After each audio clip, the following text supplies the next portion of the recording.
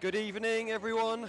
Welcome back to the Sir David Wallace building here at University of Loughborough, and we're on match day 3, and it's the final game in Group B of the FIFA Futsal 2028 World Cup qualifiers. Hosts England versus Sweden. England needing that win to qualify for the main rounds. As always, joined by Louis Melville. Louis, good evening. How are you? Yeah, good evening, Sean. Good evening, everyone, and yeah, welcome to another what's going to be interesting evening at Loughborough University. We've had a big day of futsal today, Sean. Started with the women's team. You know, congratulations to you and the girls. Unbelievable result. Yeah, amazing. I don't want to touch on it too much. Obviously, we've got a big game ahead of us, but yeah, fantastic for them. Fantastic to beat an elite round team in Slovakia. A big thank you to Slovakia, obviously, for coming over for these 2 games, and massive development opportunity. And yeah, I hope people enjoyed it at home. It was a great little atmosphere. It was great to see the men supporting the Lionesses earlier, chanting away, getting behind them, and a few of the Lionesses in here tonight as well. So hopefully they'll return the favour. Yeah, and I think, looking at what the women's team did this morning, I'm hoping that's going to be a big inspiration to the men's team, because tonight it's become very binary, Sean, isn't it? England have to win, Sweden have already qualified, and Northern Ireland, it was a chaotic game this afternoon, it has to be said. Just absolute carnage at times, but they came away with a 3-3 draw, very disappointed, no doubt. But now they've got to sit and watch and see what their fate's going to be. Yeah, I mean, in terms of entertainment and drama from earlier today, fantastic spectacle. I'm sure Northern Ireland are disappointed they didn't quite hold on, but they have put themselves right in the mix this week, and testament to them for doing that. And as I think you rightly pointed out to me earlier, we've got the best attack versus the best defence in front of us. Yeah, and I'm going to be a little bit boring here, Sean, because I'm going to go. I would be happily see England walk this game 5 or 6-0, no drama. But I suspect that's not how it's going to play out tonight. And the crowd are certainly whipping up a frenzy. I'd say we're getting close, not quite full, but it certainly seems to be a bigger crowd for a Friday night for this big game. Yeah, I think we're pretty much close to a sellout from what I heard earlier on, speaking to a few of the England Futsal staff. But I think it's going to be very noisy. I think I spotted at least 3 drums. So we may have to go for the paracetamol in the second half, Sean. But you know, I think we're in for a really dramatic, exciting night. And just briefly, Louis, like, you've been here all week. You've been brilliantly doing the commentary all week for both the men and the women and all the games. Yeah, just I know we've got a massive game in front of us here, but just reflect on the week for us. Yeah, absolutely. I think, you know, we can take a step back, and you know, I think this has really been. I know it's been dubbed the International Futsal Week, but I think it's felt more like a festival of futsal, to be honest, Sean. And the events that we've had on, I know there's been some youth stuff, and we had the futsal conference on the rest day. We've had the women's come in. And obviously the World Cup competition. The World Cup competition. But also the variety of people come in. Because it's the Easter holidays, a lot of youngsters have come in. Lots of different clubs represented. Lots of new faces. I have to admit, I've been speaking to a lot of people outside, having a few coffees during the week, probably a few too many. But you know, it's tremendous. I think we've got to give credit to the England Futsal staff. And yeah, we're all interested, the team on the pitch, but the people behind the scenes, they've done a tremendous work. You know, particularly Luke and Joe, who have been pulling strings left, right and centre to get this on, and all the volunteers that have been here, but also the people that have come and supported this throughout these 4 days. It's been absolutely amazing. I'm not sure what I'm going to do tomorrow morning, Sean, because it's going to be a bit of a burst in my bubble. Well, just a big thank you to Loughborough, to all the volunteers. Yeah, you don't make these events happen without hard work and sweat and everyone coming together. And I think the other thing is as well, what's great, there's the on-court rivalries, and yeah, there's a bit of passion in the crowd as well, which has been great. But actually, there's a really collaborative approach to everything. Everyone's talking with each other. You can see connections. I see some of my old Welsh teammates in there as well. It's great to see. So everyone's buying into what's going on in terms of trying to build for the future. Build not, is around England, but around Great Britain and UK and what's happening. It's great growth. So I'm just really hoping, from an England perspective, obviously slightly biased tonight, that they put on a really, really good show. And yeah, there's going to be a lot on it. What, from a Sweden perspective, you obviously watched the first two games, a narrow victory in the opening day against Northern Ireland, and then again probably another bit of a crazy, chaotic game against the Swiss, drawing 1-1. Yeah, what I did last night was I decided to watch the last 10 minutes of each half of Sweden's games, and I think there's a definite trend with them where, you know, they do start very strong, and then they have probably that 20 to 30 minutes where it's a little bit average, and in the last 10 minutes they're kind of hanging on the games. We saw that against Northern Ireland. I think Northern Ireland would consider themselves a little bit unlucky what happened to them, and then again the Swiss game that developed into another sort of chaos and mayhem game where it was just back and forth, and again Switzerland probably thought they could have stole it in the end. So if we see that pattern again, I think however this game is going, if it's a tight game, England need to stay in the game, because I think those last 10 minutes, England will definitely get opportunities as the Swedes tire. And physicality is going to be important tonight as the game wears on, as you mentioned. I think number 11, Brian Johansson, and number 8, Hampus Furublad, we're not expecting them to play tonight. So I think because of a couple of niggles or injuries, it'll be interesting to see. Certainly from the warm-up, they weren't warming up. So from a Mattia de Waal point of view, head coach of Sweden, they have qualified. What do you think their mindset's going to be into this game? Given that I think they've also got several players on yellow cards, which does mean something for main round. If they pick up another yellow card, they miss the first game in the main round. Well, I think firstly you've got to play the game that's in front of you. But just going back to the two players you mentioned with potential injuries, or you know, if there's a real risk to those players, regardless of what the game is, you don't risk them. So I think, you know, they've got to do what's best for their players. But I think from an England perspective, they've just got to think, right, well, we're playing this team. If they don't step on the court, they don't step on the court. They're not an issue. But I mean, Sweden have qualified, and they've got to look after themselves. But you know, they have a duty to make sure this game is competitive, and I'm sure that will happen because they will not want to lose. And you mentioned earlier about the different events and festivals that have been happening this week. Certainly, you know, a really proud moment for myself, being coaching and coach development so important for me and for what we're trying to do as England Futsal and across England, was the coaching conference. And wasn't it brilliant that we had all 4 head coaches coming together, sharing their thoughts and experiences, where they're trying to take their teams, and the interaction between the coaches throughout the week. And a big thank you to all 4 of them for coming down in the middle of a competition to share their thoughts, their experiences with 50 to 60 coaches. Now, I want to bring it back to John Tapia-Owens, our England head coach. What do you think's going through his mind? How do you think he needs to be? What sort of behaviours does he need to exhibit tonight to get the best out of these England players? Well, having known John for quite a few years now, I think, you know, he's big on those positive behaviours, being in the moment, and you know, I think what's made it really clear, you know, we've said England need to win. Okay, so that's very clear. What are our behaviours? If come 2 hours time, he'll have said to the players, if we win this game, what sort of things will we have done well? And I think that's the main thing to focus on. And here come the 2 teams as they walk out.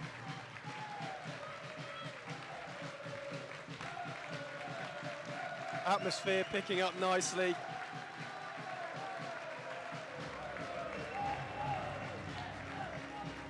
Yeah, I think at the moment atmosphere are already about 8.5 out of 10, Sean.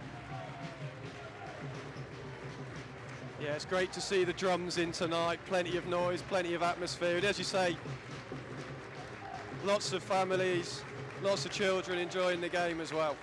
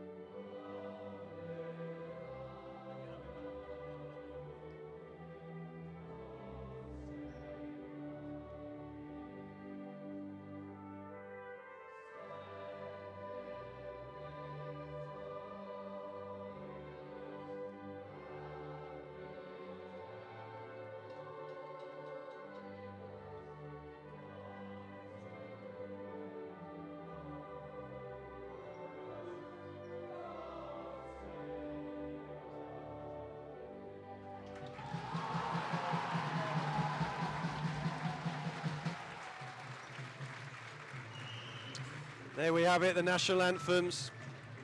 So if we just look at the starting lineups for England, number 1, Johnny Sims in goal. Number 4, Jamie Brooker. Number 5, Harry Tozer. Number 7, Jeff Adebayor. Number 11, Richard Ward. For Sweden in goal, number 12, Camille Altun. Number 5, Oscar Ied. Number 6, Albert Haisieni. Number 9, Frederick Suderquist. And number 16, Donna Gashi. There we have it. The scene is set, Louis. Hopefully it's going to be one fantastic spectacle ahead of us. Yeah, we've got a couple of minutes just before kick-off, and I think really we can just sum it up. This is, as we said in the pre-game, it's very much win or not go home, but stay home for England for October. So I think England, hopefully the messages from John Tapia-Owen and Stuart Cook have been crystal clear. I know you're big on clarity, Sean, about what's required. So hopefully we're going to get that from England. Strong start and deal with the first few minutes. Get your foot on the ball, feel comfortable in the court, and then can we build on that? I tell you what, Louis, what I'm really enjoying is the atmosphere building up, the chanting that we started to see this week. This is what we want in England. This is what we want for the teams, to play in front of these crowds, to see this atmosphere. And yes, there's a bit of pressure, but this is why these players do it. This is why as coaches we do it. This is why as fans we get involved. A fantastic spectacle and opportunity for these players with so much on the line. Yeah, we can see the table now, and whilst England might have the better goal difference, the issue with England is they are head-to-head with Northern Ireland, and obviously losing that game, it means that England have to win to go through, and it will be Northern Ireland that will drop out, and England will be the group winners, and Sweden will qualify as runners-up. So no doubt most of the Northern Ireland team and the fans will be Sweden tonight. Yeah, of course. They've put themselves in the mix there through some great performances of their own this week, and they should be very proud of what they've done, albeit, like we said earlier, possibly a little bit disappointed they didn't wrap it up themselves earlier. But yeah, England know what they've got to do. A draw is no good. Got to go out there, perform, and hopefully they get the win. Yeah, and I think there's a big responsibility on the third team out there, the referees tonight, to really get control of the game and make sure that we stay the right side. And you know, we want a competitive game, and England are going to have to be really disciplined here. The Swedes know that they're through. You say there's a few yellow cards there, but I guess they wouldn't mind knocking England out. No, in terms of the referees tonight, Spanish referee is number 1 referee, David Apestekia, and referee number 2 from Slovakia, Ratislav Behanchin. So it's England who will kick us off. Richard Ward over the ball, and we're underway.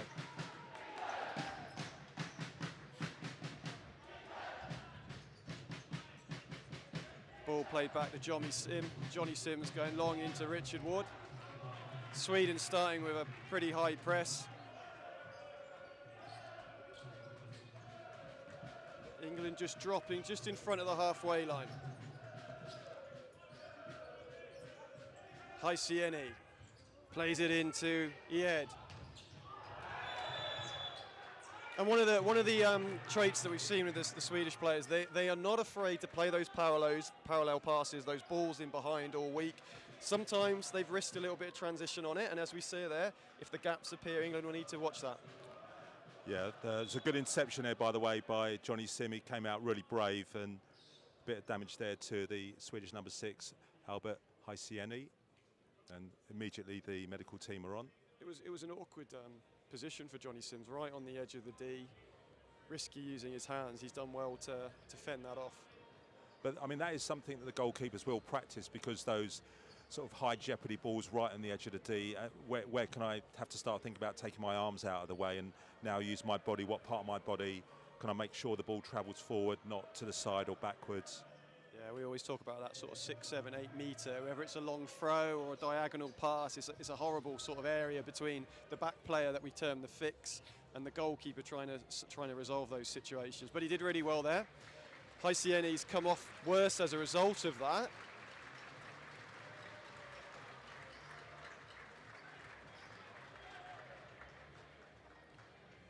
Number 2, Ismail Fazilia, is coming on in his replace. Sweden with the high press into Richard Ward. Oh! Fazilia straight into the action, giving away a free kick. Yellow card. The high press from Sweden. England able to skip that first line. Richard Ward holds the ball up. And he was in there, wasn't he, Louis? Yeah, Richard Ward just looked at the referee and thought, you know, maybe there's a little bit more. But it was a definite pull back. But I think the ball had run through to the keeper, so probably a yellow card right there, Sean. Russell Goldstein, skipper, onto the court for this free kick. Can England find a flying start? Only 29 seconds gone, Sean, and 2 fouls up for Sweden already. We've said about what's their approach. It's pretty aggressive early doors. Tozer, oh! Goldstein in front of Söderqvist, almost got a little back heel. We saw Kirsty Corral score something similar for the Lionesses earlier today. Yeah, good setup there from England. Russell Goldstein just couldn't quite get the back heel. Sweden into their familiar 4-0. Ed starting high, number 5 coming round. Oh, miscontrol. Another diagonal pass splitting England. Jamie Brooker recovers well. Yeah, I think Harry Tozer sensed he might be able to win that ball, but just couldn't quite nick it. But good work from Jamie Brooker. I think Fazilia, a little bit careful there. One of the things the referees have been talking about with the teams this week is use of hands, and certainly a little bit of a nudge in the back of Richard Ward. Fazilia brings the ball out. Ed again looking for that diagonal. Certainly something they've targeted here. That's 3 diagonal passes early on. England just allowing, as the Swedish players, that time from Ed, number 5, just allowing that dominant pass. England needing just to stop that a little bit more. Defend the central space a little bit tighter. Brooker switches the play to Tozer. Well played, Richard Ward, securing the ball. Swedish players claiming, but it was a restart from a kick-in, not a goal clearance. So the referee's correct in that decision. Yeah, do you think the fact that England just playing a little bit deeper at the moment, they're just maybe if they don't close down that second pass, the diagonal opens up? Well, you got the two aspects of it. You've got the tracking of the runner, but then you've got how do you put pressure at source on the ball. And for me, England can just defend the dominant foot on this side particularly. We've got 3 right-footed players for Sweden at the moment, and Söderqvist, the number 9, with that left foot. So defend the dominant foot, which helps the movement for the player tracking. Just rebounds off Jamie Brooker, a bit of pressure from number 5, Ed. Number 17 for Sweden, Boyang into the game. Volley from the far side from Rydberg. Johnny Sim goes long. Sweden making the changes. Number 4, Mossberg on. Boyang. Boyang to Rydberg. Mossberg. Better defending from England. Better distances of pressure. Johnny Sim collects the ball. Eddie Amarin into the game for England. Great travel. We were looking at that yesterday in the coaching conference. Third foul. It's going to be interesting what the referee does here. At the moment, he's not reaching for his yellow card, but that was a great bit of play, firstly from Eddie Amarim to open up the pass to Jeff Dubefort, and then a great bit of skill. But I think a foul is all it's going to be. 2.5 minutes, 3 fouls up, Sean. Just young players, go and rewind what Eddie Amarin just did. That small travel to create a little 2v1, and Jeff Dubefort attacking down the line is a great skill, a great advantage. We want players to be able to travel under pressure like that, deal with those situations. It was actually my topic on the coaching conference yesterday, and brilliant demonstration there from Eddie Amarin. Jack Tyson has just checked into the game for Richard Ward. Tyler Cook also on, round the corner from Jordan Edge. Jack Tyson couldn't quite hold of it. Rydberg. Boyang switches the play to Mossberg.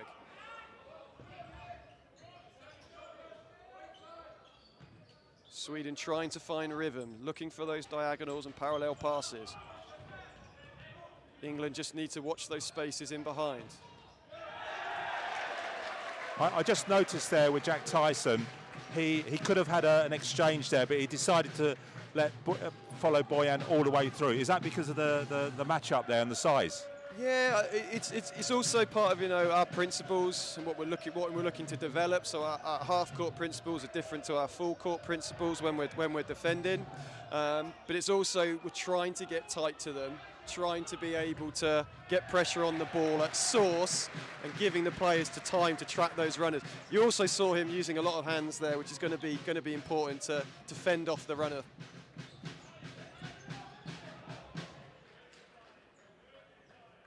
Again, we spoke about Eddie Araman there. We saw what he was trying to do again, but probably the space is just a little bit too tight there to the touchline. Yeah, a little bit tight. Jordan Edge.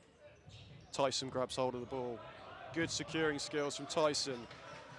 England can look to switch the play a little bit quicker when that ball comes out. Cook to Edge. Tyson, great play. Amarin into Jordan Edge. Back post. Tyson on the slide, picked up by Alton. Mossberg on the attack. Johnny Sims sweeps up. Loose pass from Johnny Sim. There's a nice feel to the game. Yeah, Louis. it's I don't think Sweden have come here to give England a gimme. That's for sure.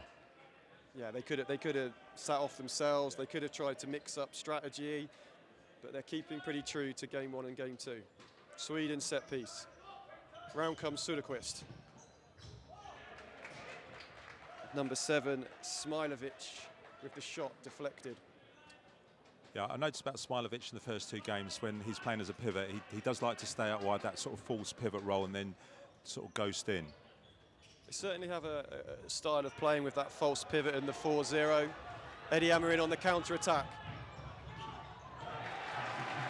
Set piece is going to be important tonight, Louis. We saw that in the Northern Ireland game as well from both teams, so it could be key moments if it's a low-scoring game. Just before kick-off, Sean, I went down to court side and you could really feel there was a bit of tension in here, a bit of atmosphere. Tyler Cook fires it in.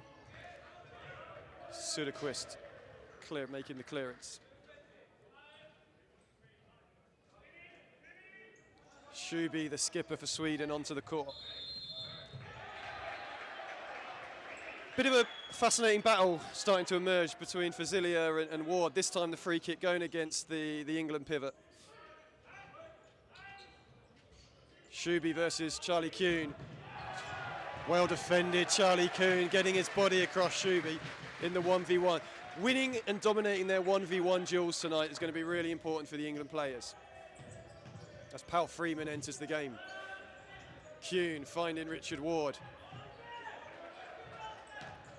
Schuby attacking centrally. Richard Ward cleverly just creating a little opening for Charlie Kuhn. And the Spanish referee's giving it as an England kick-in high up the court.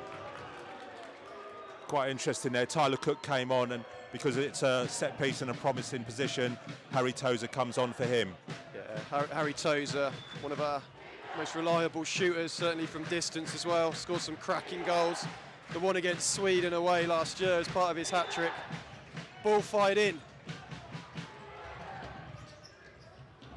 Charlie Kuhn slows down the attack. Hysieni back on the court. Schuby. Söderqvist, they like that outside of the foot pass to keep their body orientation facing forwards. Ed, 1v1 against Richard Ward.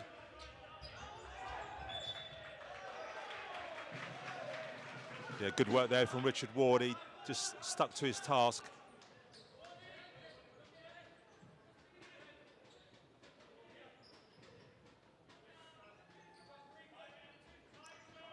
Wonder if they're just looking for number 9, Söderqvist, on the left foot. They certainly are. Pal Freeman does well. Kuhn picks up the ball. Could just settle it down here for Liam Pal Freeman, the West London Futsal Club player. Don't get disappointed with that, England. Playing those parallels, sometimes the pressure's good from the opponent. It's a safe way out.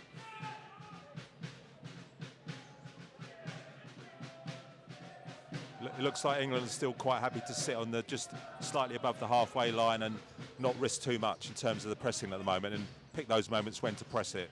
Absolutely, and, their in possession has been strong enough to give them certainly a lot of promise in terms of the opportunities they're getting. And if they win balls like Richard Ward's just done there,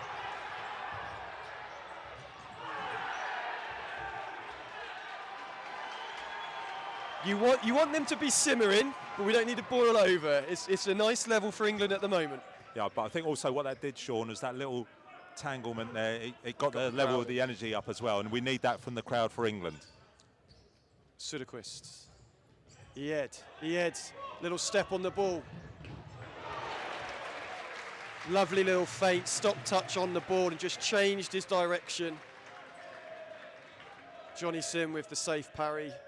Sweden corner.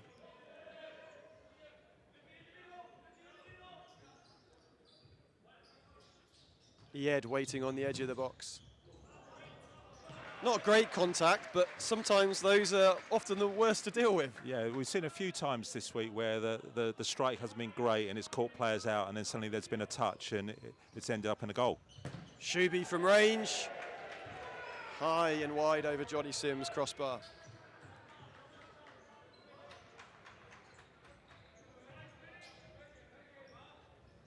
Number 16 for Sweden, Gashi back on the court.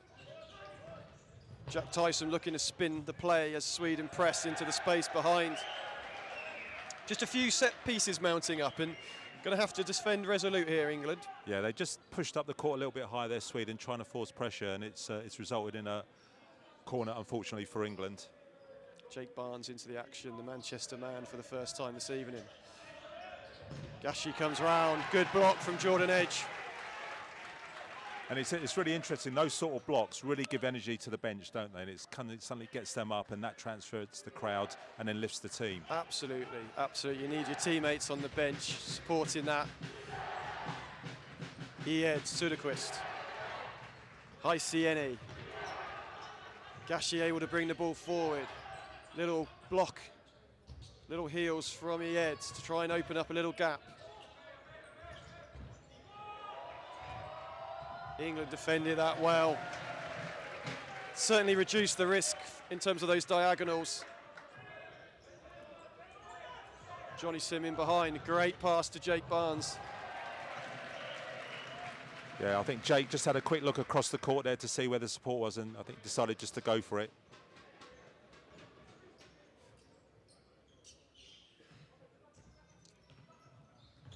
It's interesting watching the Swedish players this week across the three games. You can see what they're trying to do, and all 12, 13 players.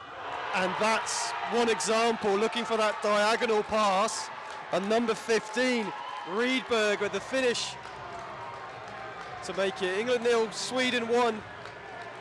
And I was just talking about how they've been trying to play with the parallel pass, particularly on the right-hand side, and the diagonal pass over the top that we saw there.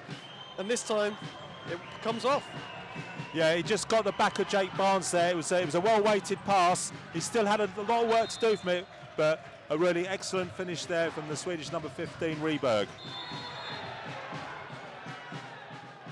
Mossberg giving the foul away and another yellow card. England onto 4 fouls. I'm actually, given that Sweden already had 6 yellow cards coming into this game, I can see why they might be pressing. I understand that, but to get on the 4 fouls early and 2 more yellow cards seems quite aggressive in their press at the moment. Well, I think if anyone was thinking if this was going to be an honest game, it's certainly made for a game now, and England need at least 2 goals. Edge tacking into Tyler Cook. Comes down to Jordan Edge with a shot. Oh, save from Houghton. As Edge picked up the second ball, Jake Barnes might have been a little opportunity there at the back post. Yeah, I think the ball just flashed across him. Just by the time he realised it was out of play. Ironically, Rydberg scoring with the diagonal and almost got caught himself defensively. Yeah, I think you've got to give the keeper some credit there as well.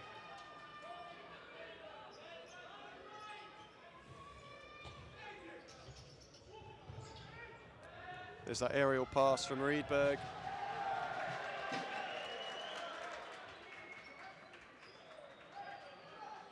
There's plenty in this game for England at the moment. They're certainly creating opportunities through their own in-possession play, or even winning the ball back from the Swedish press.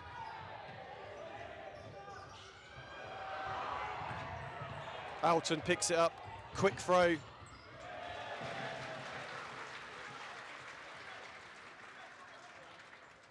From a Swedish perspective, it's, you know, we're sort of 12 minutes to half time. There's a lot of game time left, and whether they can keep this up, and England are obviously going to at some point have to really press on for it. It's a great pass from Tyler Cook. Eddie Amrin couldn't just quite bring it down. Riedberg, the goal scorer, to Mossberg. Boyang back on the court. Of all the Swedish players this week, I've actually been really impressed with the young player Riedberg. And again, one of the things that has drawn my attention to him is comfort in travelling with the ball over those extra 3, 4, 5 metres. Here he is on the ball at the moment. The stocky 15, Riedberg. Mossberg. Well, the Spanish referee, any close duels, any hands, any contact.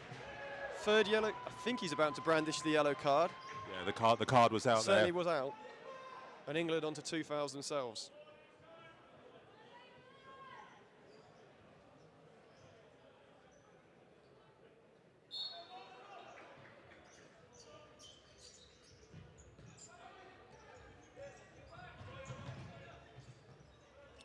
Smilovic to Boyang.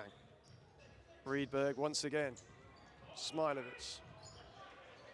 Suderquist drops deep to reset the attack.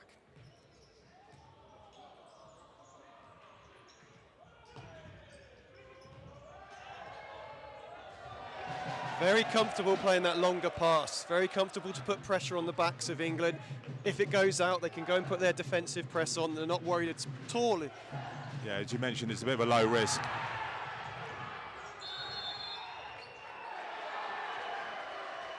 Looked a bit of a 50-50 there, whether Richard Ward was backing in or Boyang holding on to him. Yeah, I'm not quite sure what the referee saw there. I'm not sure there's enough of anything to call a foul. I think England need to keep putting it there with Sweden on 4 fouls.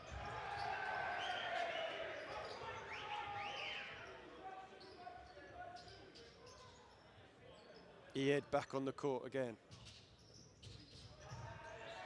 One of the things the England players need to make sure with their hands is their hands are already up. Something I always talk to referees about is if you raise your hands, you're inviting the foul. If your hands are, there's no problem defending with your hands if they're already up, but it's watching out for when the players raise their hands. That's not what the referees are like. And you're probably attracting the attention of the referee as well by doing that. It becomes more obvious for them, absolutely. Ed's starting to get into some 1v1. He seems to be enjoying himself. Richard Ward. Well done, Johnny Sim. As Ed just attacked the back shoulder of Richard Ward. Certainly something they're going after tonight. Johnny Sim, fantastic covering.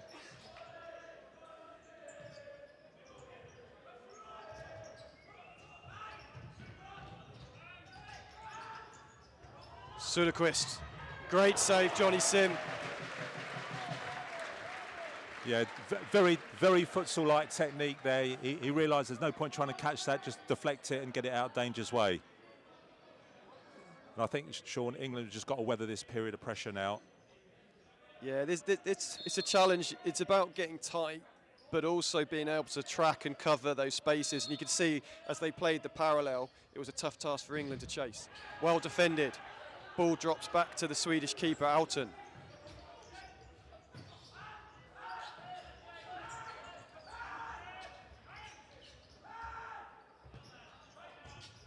Ed to number 2, Fazilia back on court.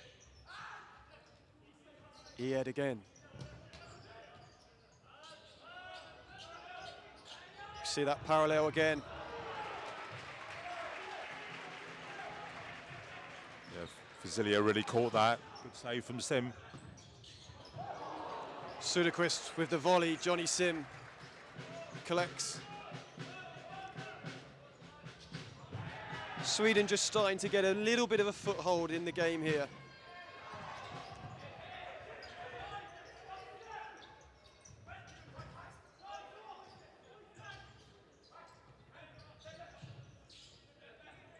Jack Tyson exchanging players with Jeff Adebayor.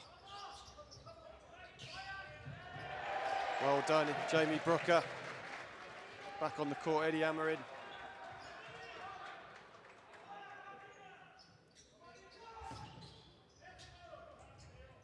Brooker controlling the middle of the court. Plays Jeff Adebayor into Eddie Amarin. This is the areas we want to see Eddie Amarin in. Diagonal pass. Jack Tyson secures possession. Better from England. Breaking the press, finding our dangerous players in the final third. Yeah, it was a good position from England there. Just Jack Tyson just couldn't get it out his feet quickly enough to lay it off for the shot.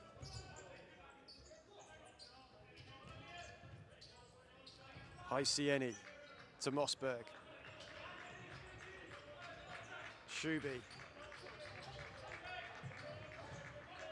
He had little heels pass to try and deceive his opponent.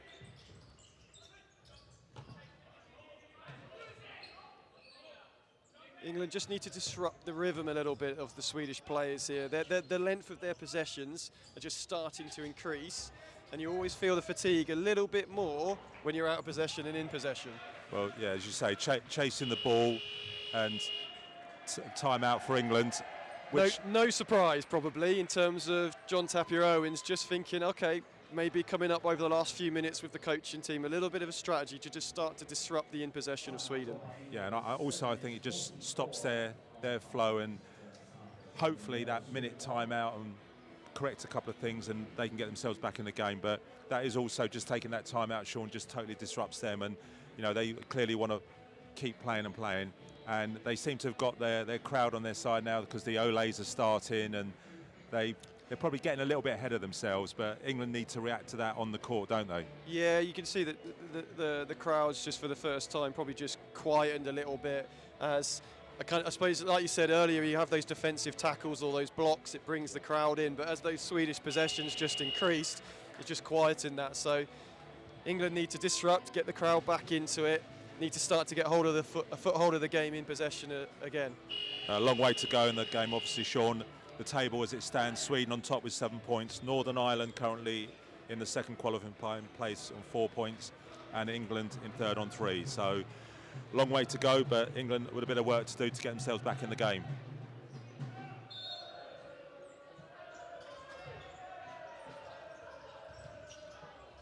Pal Freeman into Eddie Amarin. Little roll to find Jack Tyson. Jack Tyson does well to secure. Haisieni picks up the loose ball.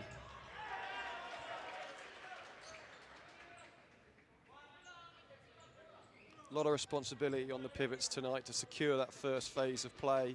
Jack Tyson, Richard Ward in particular.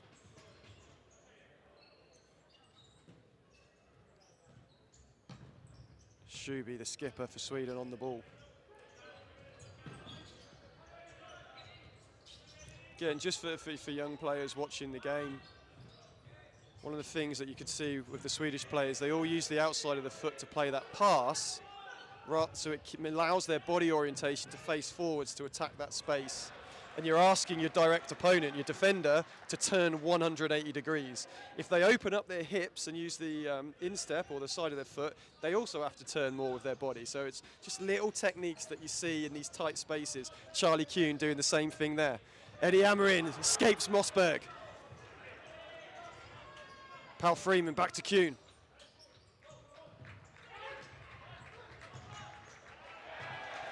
When they break that press, England, a little bit more bravery. They did fantastic there between Charlie Kuhn and Eddie Amarin, but we need to go and connect and support in the next part of the court. Yeah, I think Eddie Amarin looked up and there weren't any options in front of him, so he kind of had to check and then come back, and then they had to restart. And it goes back to the importance of disrupting the Swedish in possession, because when we get on possession ourselves, we need to have a little bit of that respite in order to keep possession and work through the court.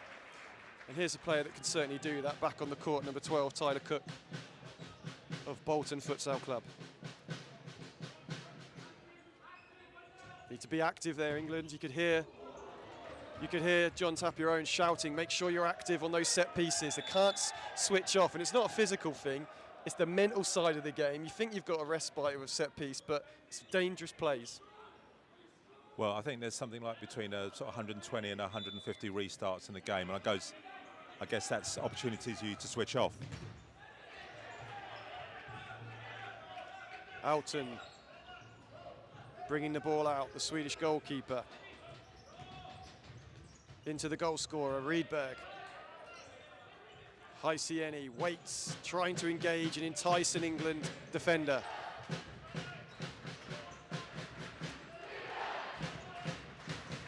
I think one aspect England might be a little bit disappointed with, Sean, is Sweden have been on 4 fouls now for a long time, and they've not been able to draw that 5th foul, and then we can get into 10-metre penalty territory. It'd be fascinating to talk to Mattia Duval about that. Like, just try and disrupt flow early on, and be maybe tactically trying to think, actually, if we go hard and aggressive early doors, we can start to impact England physically, and then our in-possession game can start to take control. And they're not in danger of that 5th foul at the moment because they've got the ball for large periods.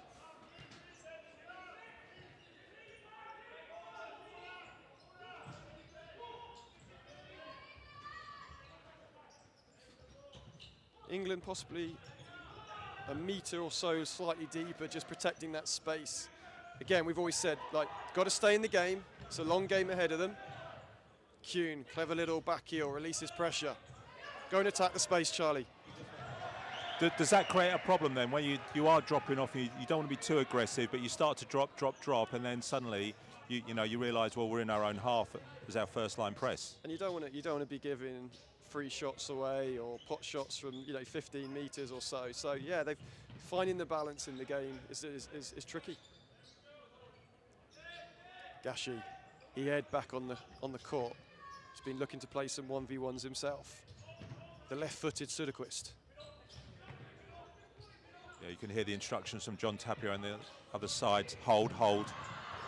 Tyler Cook picks it up. Harry Tozer with fires over the ball. And I suppose from a flip side, the mental energy, Sweden need to be careful that they don't lose out. Quick possession wins from England, a lovely heels from Tyler Cook. And Harry Tozer he went high, but just a little bit too high. Yeah, I think he was saying that maybe Atoon got a little touch on it. I thought he took a touch on it, but goal clearance it was. The Manchester pair, Barnes and Edge, just exchanging at the front line, protecting that space. Maybe that's something England have talked about.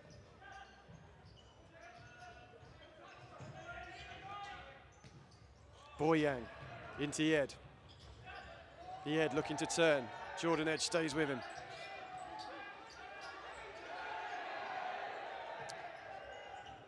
Behanchin, certainly from a refereeing point of view, not been getting involved as much as his Swedish counterpart today.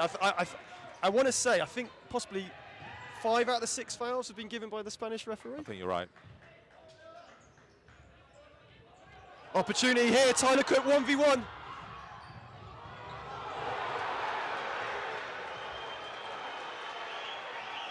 Almost like it's too good of an opportunity. Didn't quite make up his mind there. Yeah, I think in those situations you just got to go for it. Just try and roof it. He needs to doesn't need to worry about it. Needs to get that out of his head. Alton on the counter attack. There's opportunities in this game for England. Just again, stay mentally strong with it. I think they possibly rushed that corner after the opportunity. And here's another one. Jake Barnes in. Jake inside. And probably should have again possibly pulled the trigger. Probably got his shot away. But there's positives here for England. Yeah. You can't get disheartened with this. Yeah, I don't think you have to wait for the perfect moment. I think you just got to take the moment. Oh my word! I'm getting a little bit excited, Louis. Apologies, but shot in from Harry Tozer. A flick similar to his goal against Ireland by Jeff Adebayor. And Alton was almost beaten. He scrambled to get it. Oh! Oh, Tozer with the shot. Yeah, I have to say, Altun there with two magnificent saves, but England back on the front foot now. And you can see the atmosphere has completely changed from England. The fans getting into the game. Edge with a shot. Just got to be a little bit careful there. Jordan Edge with a shot from about 17, 18 metres. So just got to keep that shooting distances in mind. Mossberg, T-Ed, Sweden trying to get control in possession. Just loose passes by the number 5 Ed. England sniffing blood here at the moment.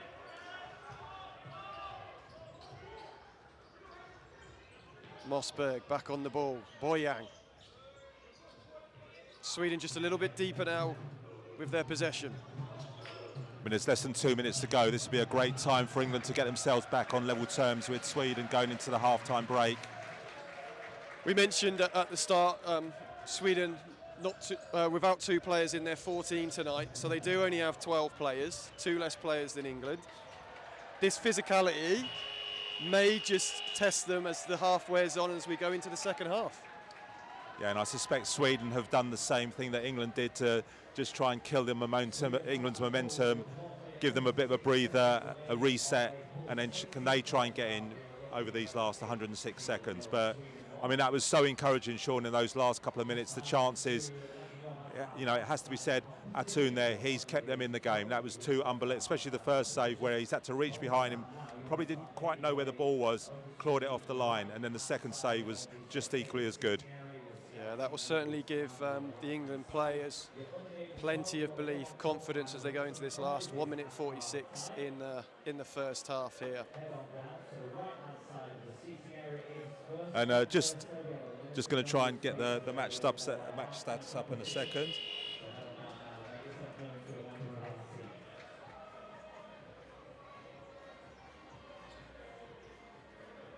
I think the crowd just taking a breather. I think we're taking a bit of a breather here, Louis, as well. It's been pretty exciting stuff in this first 19 minutes. Yeah, England with 10 attempts, Sweden with 16. England starting to catch up. Sweden were ahead quite a bit there, but England last sort of couple of minutes, 5 or 6 shots.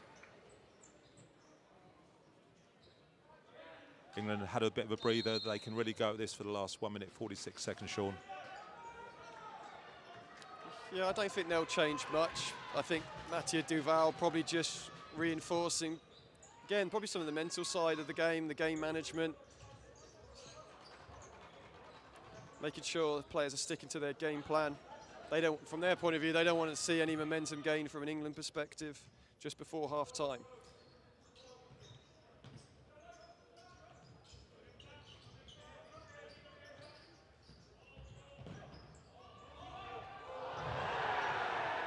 Söderqvist with the long ball diagonal, and Johnny Sim and Faziliev are coming together there.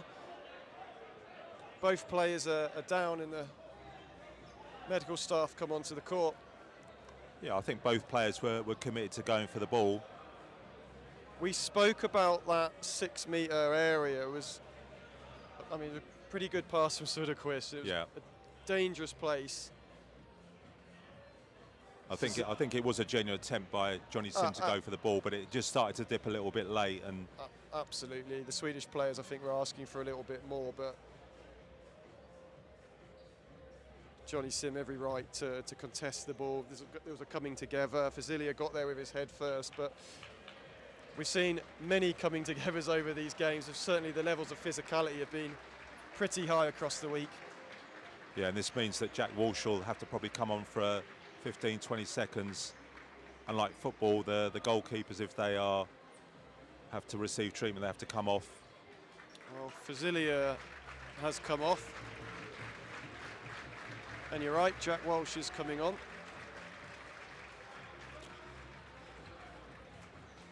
I think it's going to be a restart, England restart from Jack Walsh.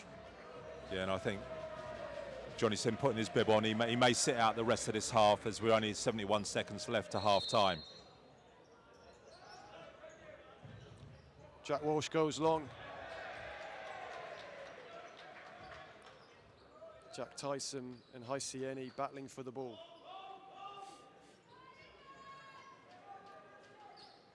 Sweden just slowing down the game this last minute, quite happy just to wait for England.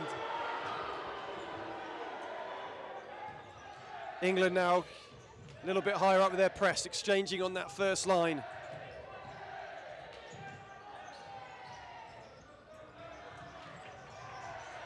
England almost come out with the ball. Sweden definitely trying to manage the clock here. How brave do England get with 30 seconds to go?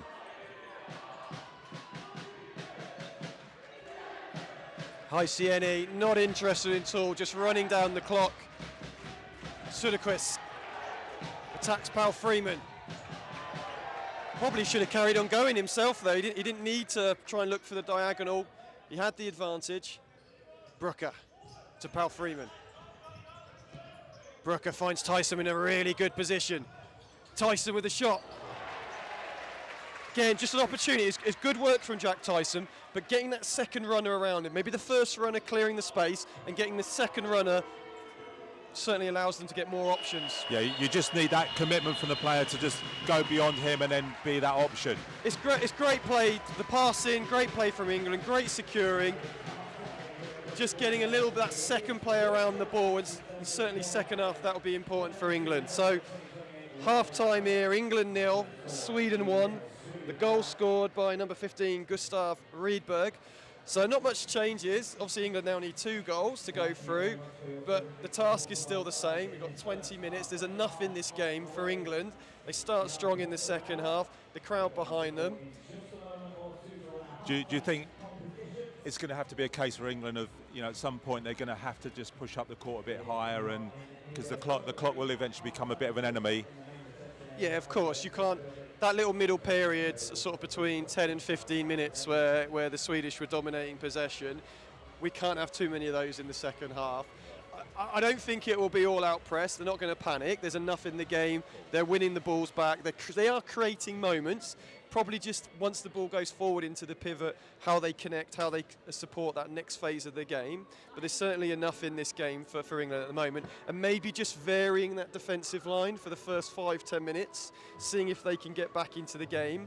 And they may need to go and be a bit more aggressive in the final parts of this game. Yeah, we're just looking over at the England bench, and John Tapio and his brother David and Stuart Cook have had a chat for a couple of minutes and starting to make their way to the changing room. The players in the changing room probably just having a little sort of debrief as well about that. And but England have definitely had some good chances in the game, just haven't been able to find that finish, and just that one bit of excellent play from Sweden is the difference between the sides at the moment. But the Northern Ireland team, who I can see sitting on the right-hand side of the stand there, I think they're the ones that have been making all the noise for Sweden. So, but England just got to look past that and focus on the next 20 minutes when they come back out and find a way back into the game.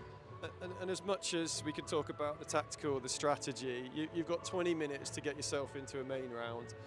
Mindset is key, belief is key, focus on what you're doing in your individual roles and responsibilities, and they'll be right in this game, I'm sure of it. John Tapio Owens and the coaching team will make sure they provide the right messages, get them to a level and ready for the second half. Here we are then at Sir David Wallace at half time. England 0, Sweden 1. We'll be back shortly.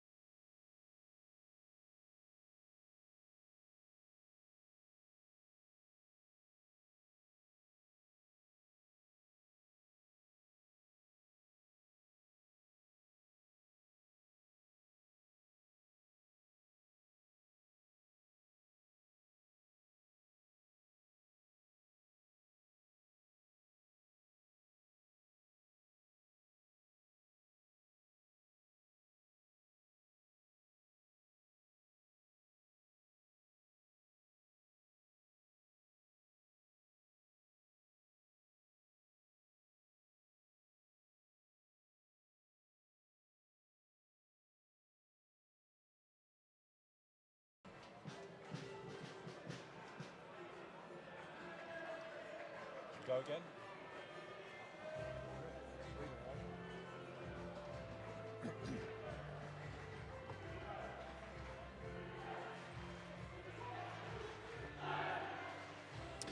Welcome back for the second half, the final 20 minutes of Group B from the FIFA 2028 Futsal World Cup preliminary round here at the Sir David Wallace building at Loughborough University.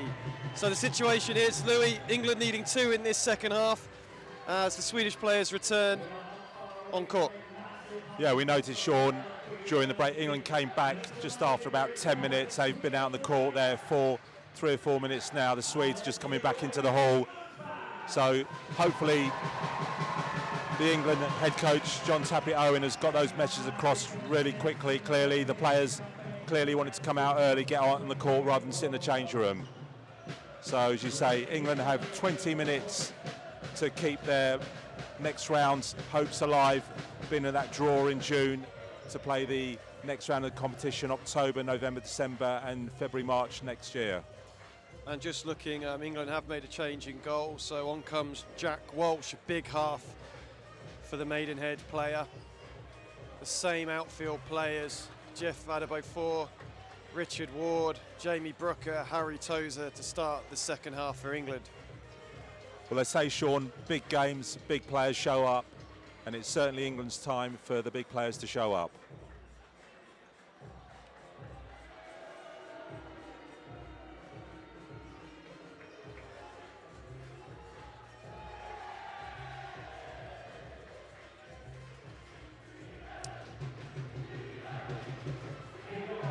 Mattia Duval, the Swedish coach, just returning to court as well as the Swedish players huddle up. What do you think their half-time team talk would have consisted of? I think they'll just carry on what they're doing. You know, until they run out of steam, they'll just keep playing and playing and playing. They know that at some point, if the score stays like this, England are going to have to risk probably everything to try and get firstly back on top. You can only score 1 goal at a time. England's first objective is get the first goal and then look to try and get a winner, and obviously keep the ball out of the net as well. So the Swedish starting 5, Alton in goal, Ed Söderqvist, number 6, Haisieni on the ball, and the pivot, Gashi. England a little bit higher, intent straight away from England. That's got the crowd straight away. First play, good pressure, set piece high up the court for England. Yeah, I don't think there's going to be any half-court stuff in this second half. They have to go for it. That's fired in from Jamie Brooker. Got to be brave. Leave it out there. Good height from Jamie Brooker with that pass. Very difficult to defend. And we've seen transitions this week where players are passing along the floor. You pass at 12, 16 inches. You might not always hit your target, but you're certainly going to stop them from trying to control the ball and travel away from you. Another good opportunity here for England. Oh, again, fired in well from Richard Ward. Sweden clear it into Jack Walsh. Walsh going long into Ward, almost finding him. And that is certainly a trait of Jack Walsh. His ability from hands and feet to distribute could be important as we try and get a foothold in the second half. Yeah, we know him from his NFS time that he's very adept keeper with his feet, very comfortable on the ball. Söderqvist. Richard Ward just exchanging on the first line. Sweden bringing Alton into the attack for the first time. Maybe this is something they're going to look for. Well, the Spanish referee kind of continued from the first half there. Bit of a 50-50 again, but yeah. Jeff Adebayor has been penalised for that. Yeah, I think the referee firstly, he was very, very close to the action, and we just see it in there. And I think it's possibly because Dubois put his hand up near his chest and he felt that was too much contact, but this is a really dangerous position now for England. It is a dangerous situation, and it's a difficult one because you're trying to get, we talk about players getting your arms and your body across, and yeah, maybe it was slightly high and the referee didn't like that, but yeah, very fine line here. Anyway, Swedish set piece in a dangerous position for England. Söderqvist with the shot. Yeah, and I think England were quite fortunate that didn't fall to the number 16, Gashi, because he was just hovering around the edge of the outside post there. England just needing to stay alert. Mossberg with the strike.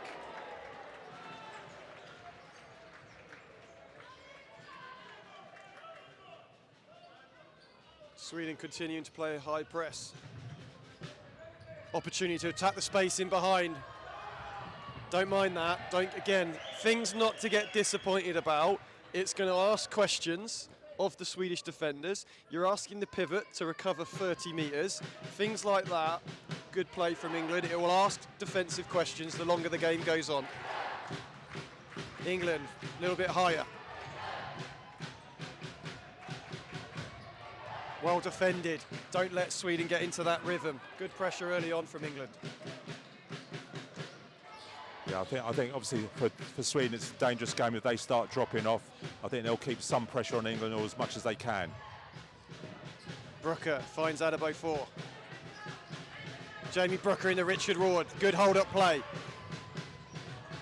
Drops down to Harry Tozer. Fired across. Alton picks up the ball. Travels. Söderqvist slows it down. Back to Ed. Gashi. Söderqvist again. Well read. Good interception from Richard Ward. England finding a little bit of flow. England break the first line pressure. Those are kind of the areas where we want to get Jeff Adu before, aren't we? So then he gets a chance to run at players, bring other players into the game. Well, you see, it brings two defenders around the ball. If we can find a way out, it's going to be a spare player. Fired in and England equalise! A great start from England. Harry Tozer fires the ball to the back post, and Richard Ward, I'm not going to say a simple goal, but did really well, composed, finished 1-1. Well, that's Richard Ward's 30th goal for England by my reckoning, and that could be one of his most important. Rydberg straight onto the attack for England, for Sweden, sorry. We still have 18 minutes to go, Sean. Okay, strap yourselves in. The game is on. Crowd into the game straight away. So's Eddie Amarin. Tyler Cook. The important thing, I think, here, Louis, as well, is England with that pressure. They can't allow Sweden to prolong those attacks. Jack Tyson. I think Eddie Amarin thought it was going to be an England ball. He just sort of left it run out. Swedish kick in on the far side. I think he was looking to the side to try and get some guidance, and it run out by the time he realised. Well defended, Eddie Amarin. Jack Walsh picks up the ball. And again, the slight higher pressure. England exchanging on the first line, not tracking their runners individually, allowing them to have more cover, just preventing those parallels from being quite as dangerous as they were in the first half. Long diagonal from Boyang. Tyler Cook picking up the ball. Free kick England. Yeah, good work from England there to try and recover that ball. I mean, they're going to have to play a balancing act with that longer diagonal pass. Naturally, through the pressure, at times Sweden are going to play those passes. Just need to stay alert and aware. Eddie Amarin skips down the line. Again, drawing two players. You go and attack the line, you ask questions of your defender. That time Sweden answered, but fantastic attacking play from the number 10. And literally in 3 minutes, England have changed the whole character and dynamic of this game. Absolutely, absolutely.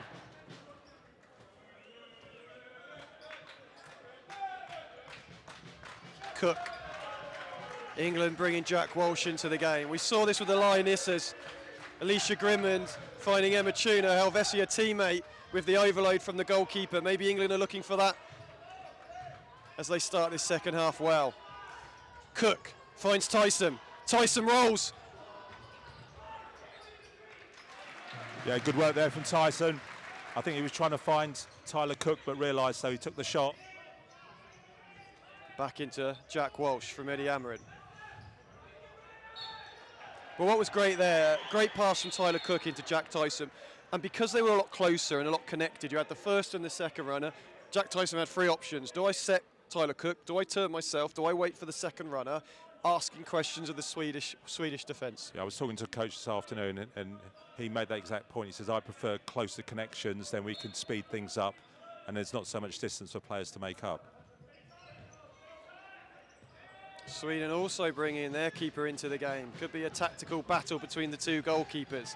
Outturn progresses. Rydberg, the goal scorer from the first half for Sweden, not on target with his pass. Yeah, I think England did well there because they got the pressure on and just forced that mistake. Lovely little pass inside from Tyler Cook. Jack Tyson with a shot. That lovely little inside parallel, made famous in Brazil by Corinthians, called a little de Cesar. Fantastic little move, which allowed the space and the pass into Jack Tyson, who got his shot away. Probably, I think we'd term that a decent tactical foul by Jordan Edge to stop that Swedish attack progressing. Richard Ward on top. Sorry, Richard Ward back on top, up top there. Him and Boyang just getting a little bit close. Just keeping an eye on that battle. I'm sure the Spanish referee is as well, looking at him. Walsh with the restart. Sweden just trying to play a little bit of cover. I think they're starting to a little bit fearful of the pivot presence of Richard Ward and Jack Tyson, allowing England now a little bit of space to play. England looking for their own diagonal.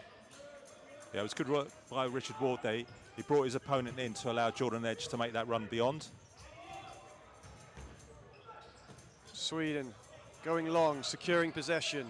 Rydberg 1v1 against Jamie Brooker. You could see Jack Walsh, the goalkeeper, covering if needed.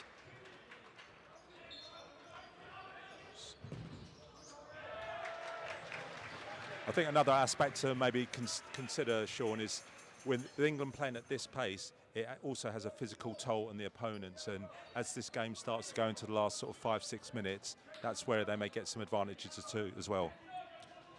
Absolute. Just watching here as the volley comes in.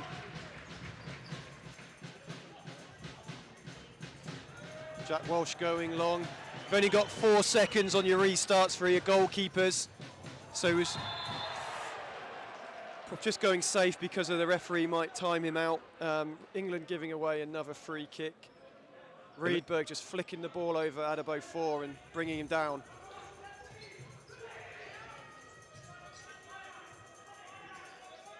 Smilovic to Rydberg, Söderqvist. Boyang coming round. Long ball again from Sweden. They'll play, and they'll play, but they're quite happy. If it's not quite on, we'll go and put the ball and make it the opponent's problem. Tozer down the line to Adebofor. And I think that's the first time Behanchen's given a free kick tonight. Yeah, and it's England's turn to rack up these fouls. We're 14:29 to go. England are on 4 fouls, and it's really aggressive approach, but it does have a flip side, Sean, and England now on that precipice of on the 5 fouls. It's, you know, fine balance between England have disrupted the in-possession play of Sweden, but possibly the consequences now, they've just limited their fouls for the rest of the game. It's what's gone back into the game, though. It has, absolutely.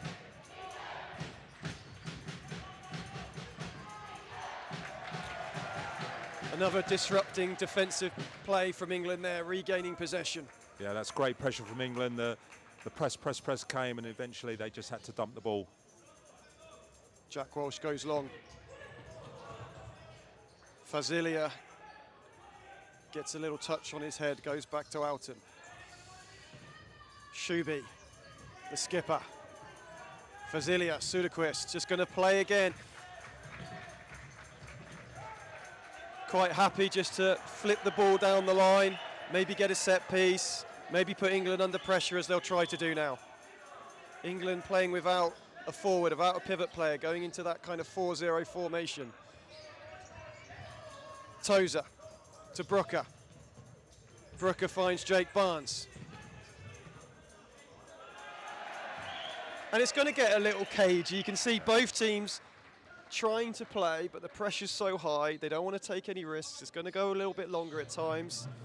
Yeah, a little bit low risk. Stakes of the game are high. I think we've seen in most of these games where we got to the latter stages and it's got a little bit messy, a little bit untidy, but that's added to the drama of the game.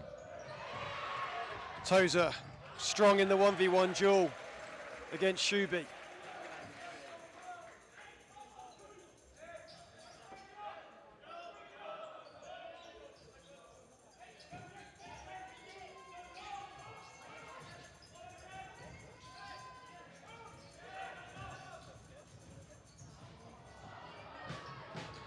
Brooker just picks up the loose ball into Jake Barnes. Great turn from Jake Barnes, accelerates away. Harry Tozer looking for the give and go. He didn't need to play it. He could have carried on himself. Yeah, I think he could have driven out to the right and possibly got a shot off. But again, good movement for England there to get out the 4-0. Great turn from Jake Barnes. And actually, if Tozer had carried on, probably in his shooting range all of a sudden. The long pass picked up by Ied. Jake Barnes in 1v1 battle with him, does well. England starting to win those 1v1 duels. Cook finds Barnes. Barnes into Pal Freeman. I think that will be a corner ball, yeah. Tyler Cook just nodding the ball on the back of Fazilia. Yeah, I think that was actually really clever play there by Tyler Cook. Realised he probably was going to get anything more than a corner out of it. England need to set this corner up properly to give themselves the best possible chance to hopefully fashion a goal-scoring opportunity. Oh, fired in by Jordan Edge. Alton just getting a little toe as he stretched.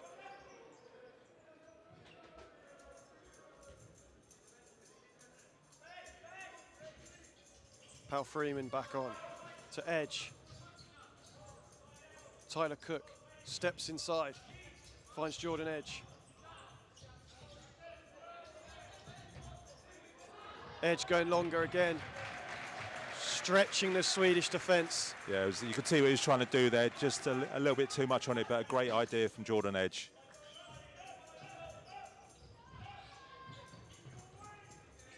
Ied into high CNE. Gashi, Ied just travels into the space. Good cover from Liam Pal Freeman, who just pulls up.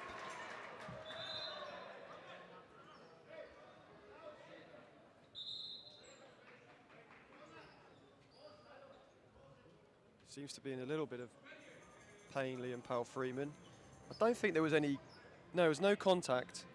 No, I think he just turned. He may just have planted his right foot on the ground and tried to turn and just maybe over-rotated on it. I'm just wondering, as someone who recently came back from a calf strain, just looking at the physio, doesn't look great for Liam Pal Freeman. I don't know if it's lower down, Sean, in the Achilles, but we know he generally has to be dragged off the court at the best of times. Yeah, he's in a moment like this.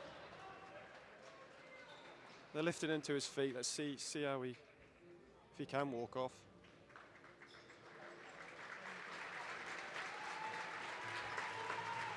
The crowd giving him a big round of applause as the medical team help him off the court.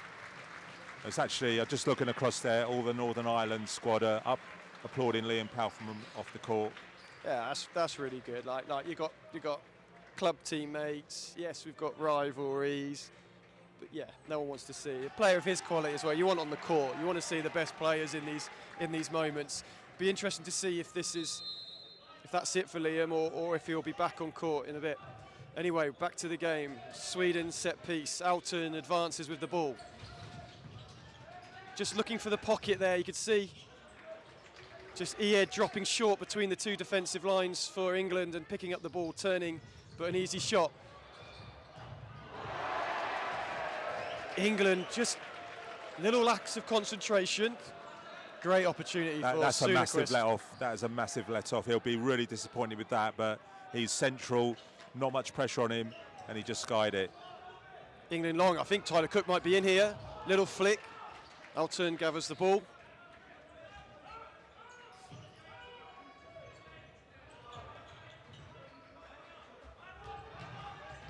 Jake Barnes picks up the ball to Tyler Cook.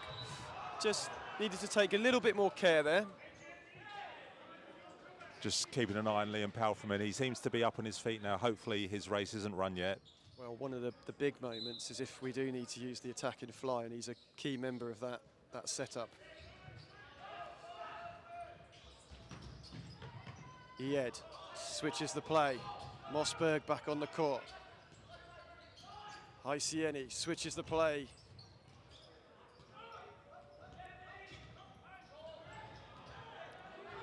Ref's not interested in Gashi going to the floor a little bit easier. Certainly gets around the court, doesn't he, the number 16. England holding firm. Well defended, England. Jack Walsh picks it up. Just plays safe that time.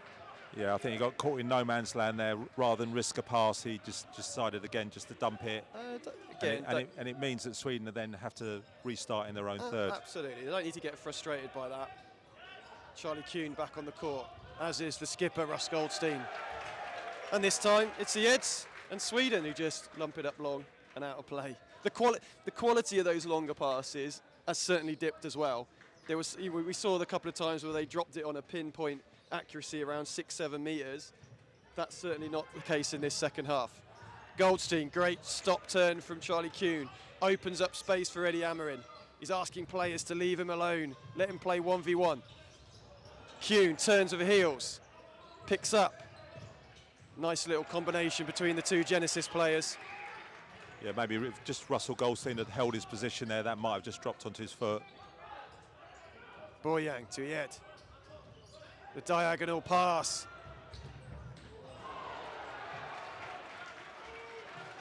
Jack Walsh brought into action, has to make the save.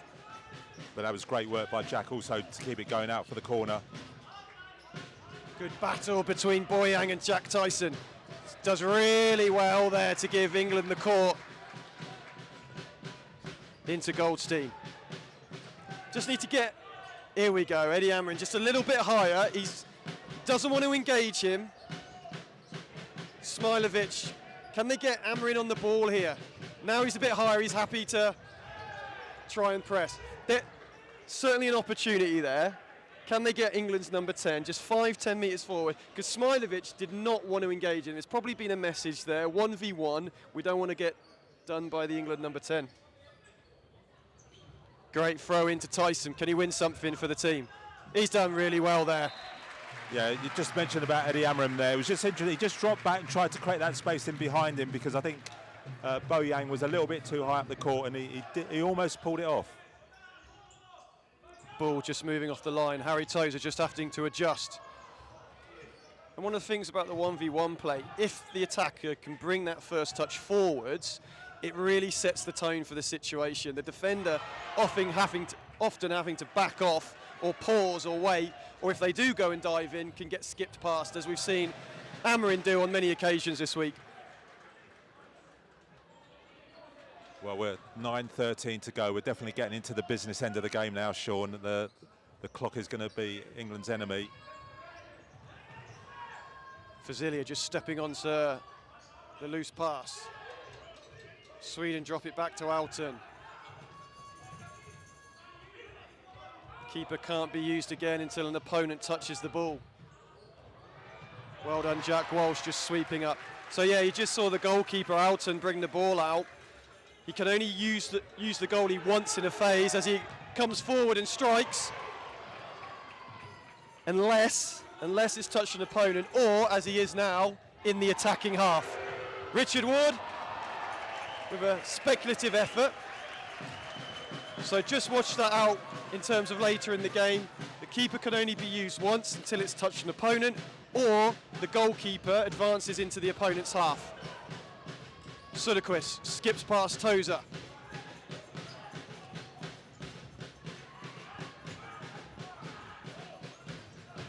Rydberg back on for Sweden.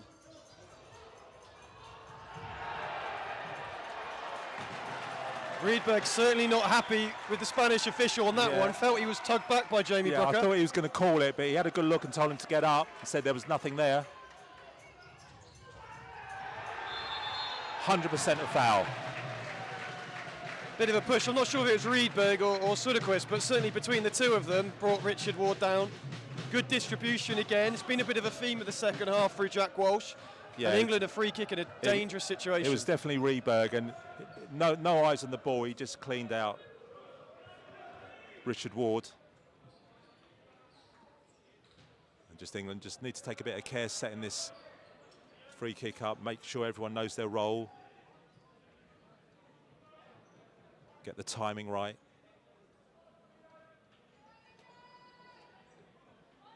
We saw one in the first half where I think it was Russell Goldstein ran over the ball, tried to create the opening for Tozer to shoot. Ward and Haisieni certainly getting to know each other a little bit better in the box there. I'd say the Spanish referee's English is excellent. Tozer with the strike and a second strike. Alton with a little touch. Yeah, he couldn't take any risks there, Alton. He had to make sure the ball cleared the bar.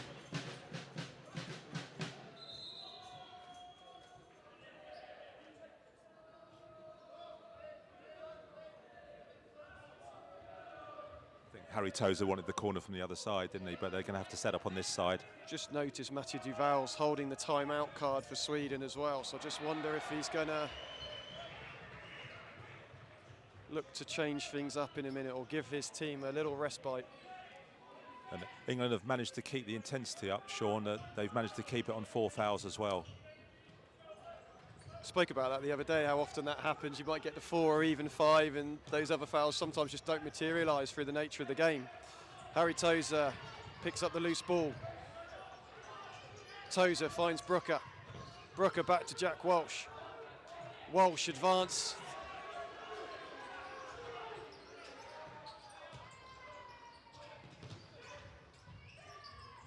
Tyson. Tozer, sorry, back to Ward.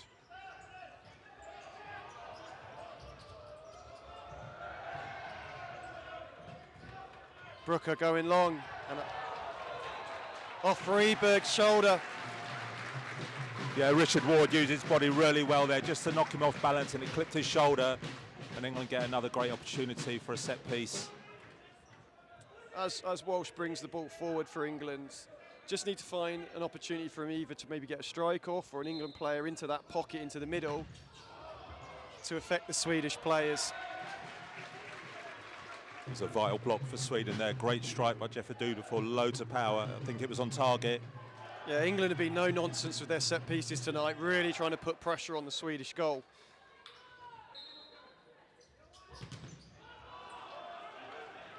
The ball drops back to Walsh. Over the top and finds Brooker. Again, probably just opportunity to just take a little bit care, a bit more time than they probably realised there, Jamie Brooker. Great pass from Walsh. And Mossberg fires over the bar from inside the D. England just losing concentration for a second. I think we're just going to have those sort of moments in the game, Sean, where there's going to be a little moment where England take a risk or it doesn't quite come off, and Sweden are going to get chances. Well, Pal Freeman's back on the court, which is great to see. Jake Barnes, oh my word, Jake Barnes bringing the ball down beautifully. A little outside the foot pass. It came off the post or went for Alton's legs. I'm not sure what happened there, but so close from Jake Barnes there. I think it hit the foot of the left-hand post as we look at it. Yeah, went behind the keeper. Fantastic pass by his club teammate, Jordan Edge. The crowd getting into this one, 6:41 on the clock.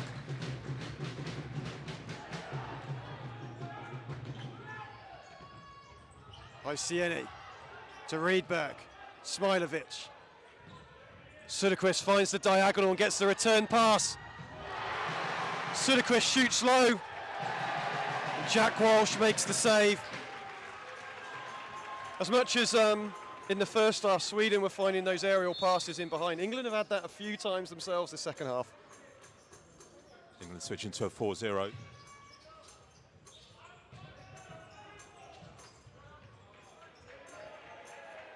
Jake Barnes just playing safe.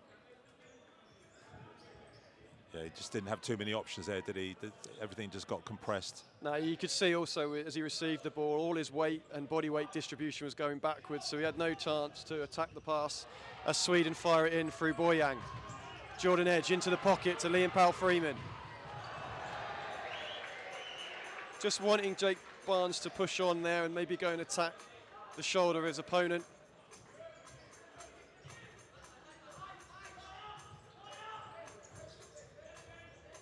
Ed, drop of the shoulder. Opportunity there for Sweden, but goes out of play before Shuby can attack the space.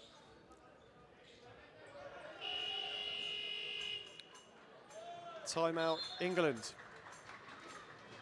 It's going to be interesting where we get to in the game where if it stays 1-1, at what point does John Tapio think about the fly keeper? I mean, England are doing well, but it's just creating that one chance they need. Yeah, the conundrum here for England is, what point do you perhaps go into your attacking fly? The later you leave it, you're not perhaps going to have as many good plays to set it up. Here's a great play to set it up from the halfway line, but there is still 6 minutes left. Equally, does he feel that 4v4 on court? Are they creating enough chances to still pose a threat in the time they've got? That's a big dilemma for them, the team. It'll be interesting to see what they decide off the back of this timeout. I kind of get the feeling that, you know, Richard Ward is going to need to be on the court. We're going to need another goal from him, I think, to get this over the line. Well, it looks like they are preparing for it. You can see Jordan Edge putting on the fly goalkeeper shirt. I don't think it's going to be off this restart. Oh no, I tell a lie. It is. They're going to go for it here. And again, it's a double-edged sword, isn't it? When do you do this? If you leave it too late, you don't give yourself enough time. Yeah. And we saw this afternoon with the Swiss against Northern Ireland, it was about this time they started going for it. So the Swedish are boxing off here, and what I mean by that, if you notice, they're almost creating a box with their defensive shape, a 2-2 system, so they're going to have to adapt here, England, just get used to the setup. The other day when they played fly, Northern Ireland defended it differently. Maybe again, Sweden probably watched that and just adapting. So they're going to have to be patient, get used to the setup and find the opportunities. Into the corner to Richard Ward, fires it across. Need to pressurise the ball. Well done, England. Alton with a touch, and it almost landed at Adebayo's foot. Yeah, and I guess in this box system, it's how aggressive are they going to be, especially on the front two players? What sort of space is that leaving behind? Can we get a player into the middle of that box? And from a Swedish point of view, having already qualified, okay, they don't want to lose this game. They want the momentum. They want to come top of the group. But actually, they could take the odd risk. England go again. Cook. Eddie Amarin just trying to look at a block onto Mossberg. Cook into Adebayo. England ball. Swedish. I don't think they were too impressed with that No, call. it was right in front of their bench as well. It's a long time. We had this morning with the Lionesses where Slovakia went fly quite early on in the second half, and actually the mental fatigue as well as the physical for those same four players, and at some point the Swedish might have to bring players that are less familiar in defending in this pattern. Ward turns, shoots.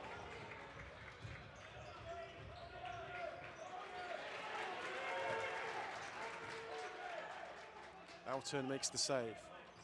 Cook to Amarin. Edge. Just for a split second there, the pass from Cook to Edge, just a little bit undercooked, if you like. Not quite the weight on it, but Edge manages to nip past Yeah, number 7, Smilovic, and get the free kick. Just think he just moved his body back across to get his foot there, and then the challenge came in. Again, England just need to stay focused in these moments. Every touch, every possession, every inch matters now. Hammer in central. Finds Edge. Into Cook on the diagonal. Indirect free kick.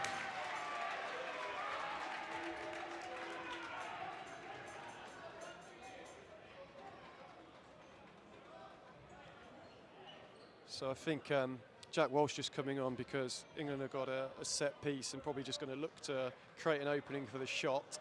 And I suppose if in case there's any transition, the goalkeeper's back on court.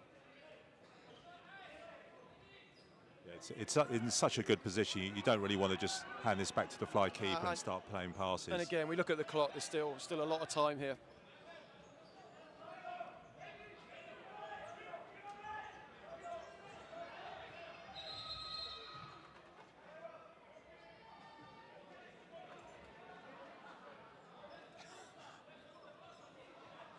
Referee with a bit of a dry sense of humour there, arms crossed, waiting for the players to sort themselves out. And I think we're good to go.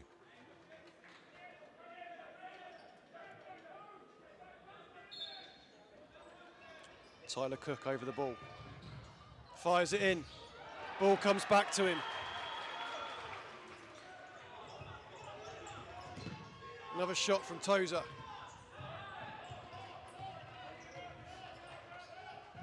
Drops the ball back into Walsh, who advance.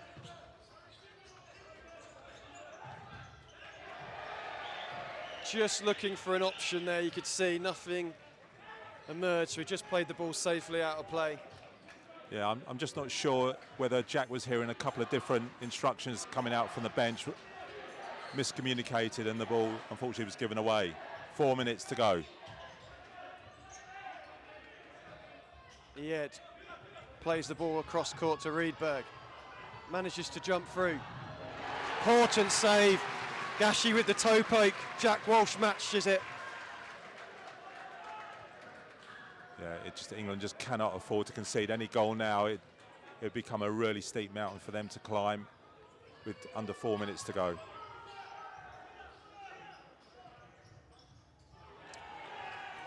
England very active from the corner.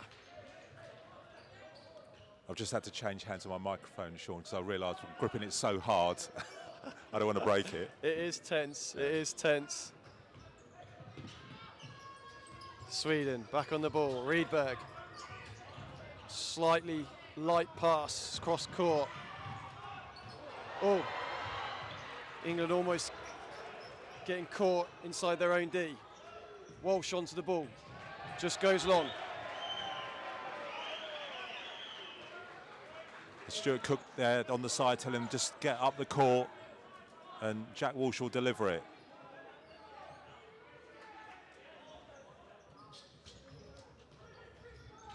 Smilovic in to Hysieni, up against Harry Tozer. England need that ball back. 3:20 on the clock. And there it is, an opportunity to break. Jamie Brooker inside, fires it across. Opportunity for England to get back into the fly. Edge comes back onto the court. Yeah, good work there from England to try and get the shot off, but an equally impressive block from Sweden.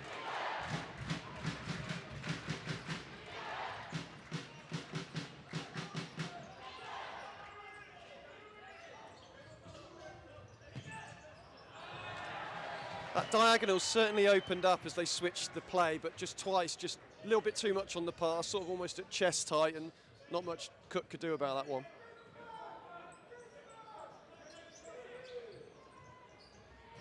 Oh, Ed slips. In front of goal. Tozer working hard.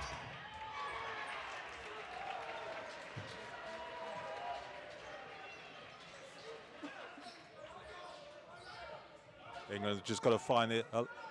One big last push here in the last 3 minutes, try and find this goal that can take them through to the draw in June.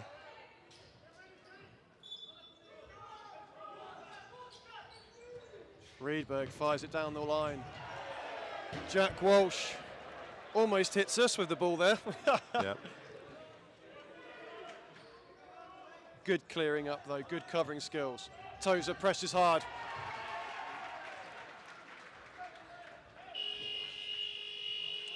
Sweden take a timeout.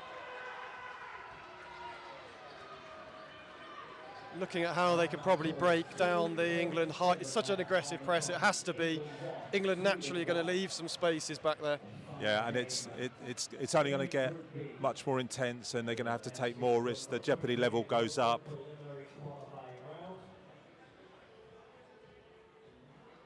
Just looking at the match stats, England with 28 attempts on goal, Sweden with 31. England 9 on target, Sweden 13. England 13 attempts blocked to Sweden's 8. So you know, we've seen a lot of blocking this week. The effectiveness of the blocking, and Sweden at the moment just managing to keep England out, but they've got to find a point where they can find a weakness in the Swedish team and then finish it off.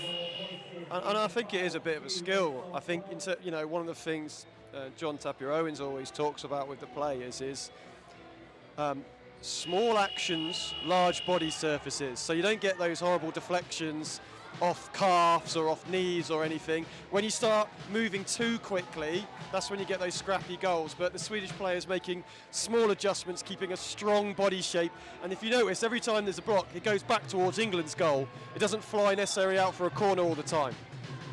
England putting Sweden under pressure. Here comes the fly team again. Yeah, it's going to be really interesting to see how that timeout Sweden have taken, how that affects the game, if at all. I don't think it will change defensively what Sweden do, and I think it was when they were on possession what they were looking to do.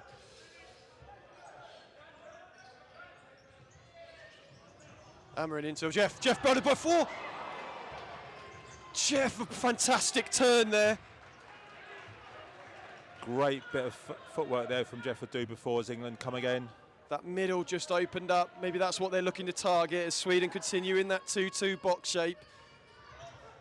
Amarin leaves it. Edge. England need to be quick here as Sweden play a long one.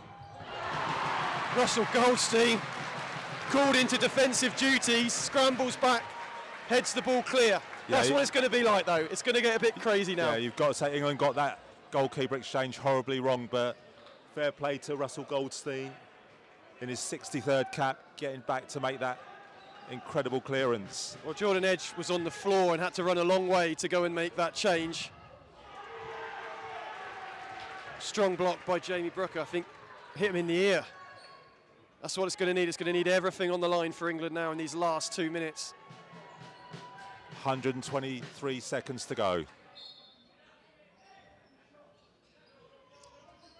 Sweden with the volley. Fired in.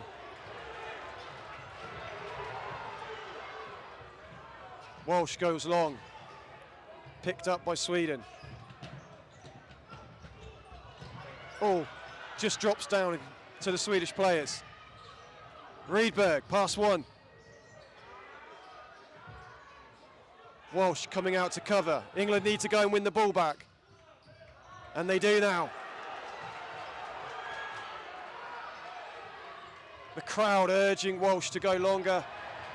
But they want to get into that fly setup. You can understand why he's being patient, because he's trying to assess what the Swedish player's doing. The crowd are urging him to go forward.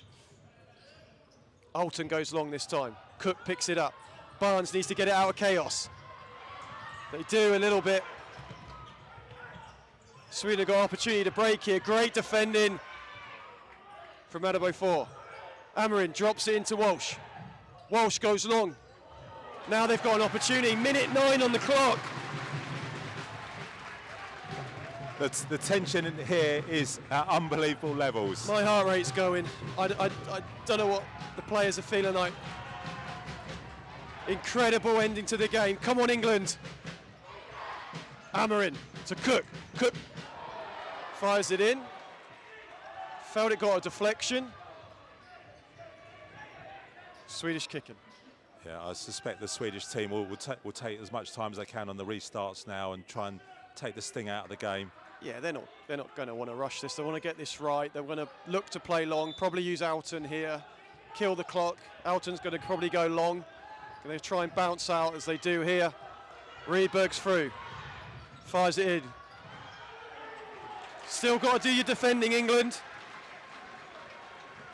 Yeah, High stakes. At the moment, the ball is at the wrong end of the court for England. Just under 51 seconds to go.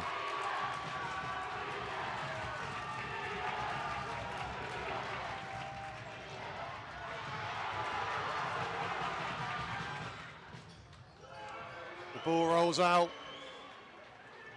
England need that ball back quick. Opportunity here. Ied just tried to take the ball down the line, goes out of play. Maybe one, maybe two, you never know in the fly situation. Yeah.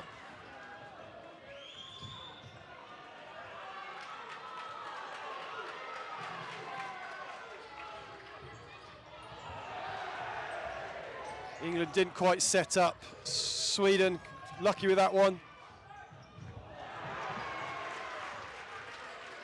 Just got a bit scrappy. The last couple of times they've got into flight, it's not quite set up the way they did it early on in the. And it's Sweden just that the frantic nature of the game has just taken over. And it's natural. It's natural. The pressure here. 27 seconds. From the set piece, England went to defend individually. Söderqvist found himself free in the left-footed number 9. Finds the bottom corner. England got 25 seconds. They got to score 2. Yeah, well, I think it has to be said, Sean, it's going to take an absolute miracle here. Sweden are going to win the group, and it looks very much like Northern Ireland are going to be going through to the main round draw in June.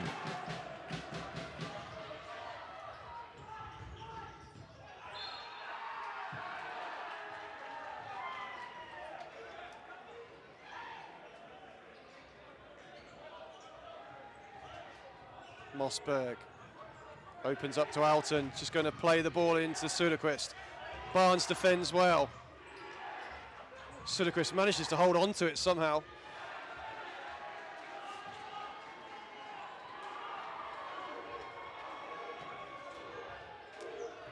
And Sweden will just run down the clock.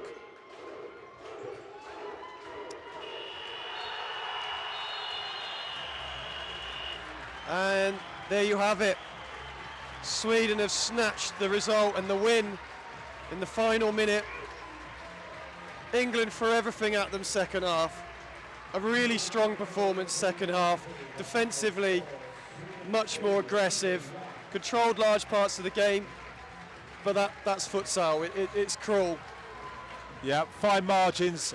Firstly, congratulations to Sweden on winning the group, and Northern Ireland, the lowest ranked team in this group, who qualify.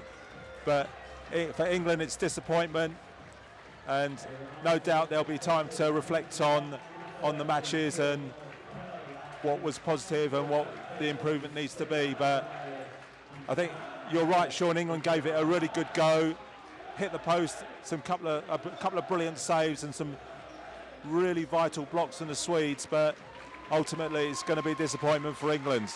And the crowd appreciating the efforts, the energy that the England players put in tonight. Congratulations to Sweden, as you say, for topping the group, and congratulations to Northern Ireland for finishing second in the group. It's been a fantastic week of futsal, bitterly disappointing for England, and they're going to have to dust themselves off and move into the next cycle. Yeah, I think, you know, there's players here today, they've given it everything, but not quite enough to get us over the line. But as you say, this is part of England's journey, and they'll have to work it out. Think again about what I said, the approach is, and what do we need to tweak anything. But overall, you know, it is disappointment for England. But yeah, again, you have to take your hat off to the Swedes. They had to battle through every game that they played. And there we see the final table. Sweden do top the group. Yeah, Sweden finished the group on 7 points, 2 wins and a draw. Each of their games have been very tight this week, winning their 2 games by the odd goal. Northern Ireland coming in second with 4 points, England in third, and Switzerland in fourth with 2 points. It's been a fantastic week of futsal, as we said. Really profiled the game here in England. There's a lot of emotions at the moment, certainly from an England point of view, and of course a Swedish and Northern Ireland point of view. Thank you for joining us this week. I hope you've enjoyed the commentary, all the different games. Hopefully it's inspired you wherever you are in the country. If you're a young player or a coach, boy, girl, whatever it is. Obviously the historic moments of the Lionesses, the coaching conference, the youth festivals. There's so much to look forward to about futsal in this country. As much as we know there's challenges, there's a hell of a lot of sweat, tears, effort, energy. Big thank you to Loughborough University, to all the volunteers. The staff here have been brilliant. All the tournament staff, fantastic. To UEFA. I can go on and on and on, and the reason I'm doing that is because I want people to understand how much this means to us, how much we want this to exceed, the situation that we're in. We're working ever so hard. Futsal is such a big passion to what we do, and hopefully this week showed that. Once again, just to wrap up, Louis, I'll get your final thoughts from me. Congratulations, Sweden and Northern Ireland. England will come back. We'll come back. We're going to look for the long term. We're trying to put a strategy and a programme in place, and we'll get there. I feel for those players. I feel for the staff and the effort and energy that I know they've put into this.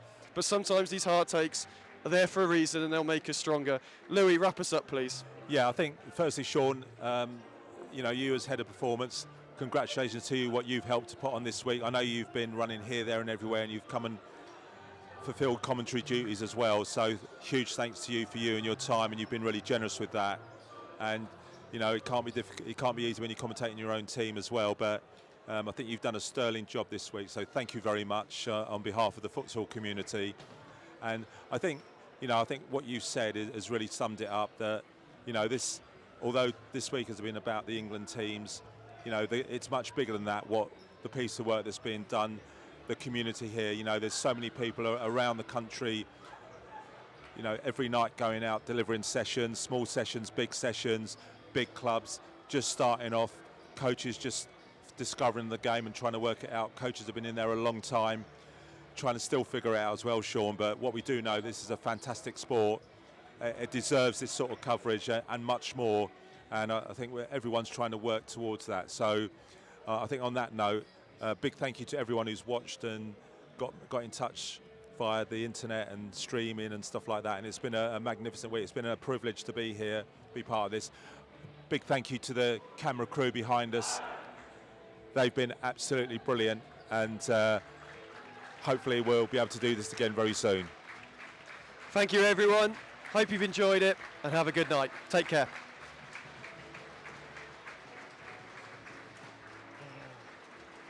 That's one of the weirdest environments.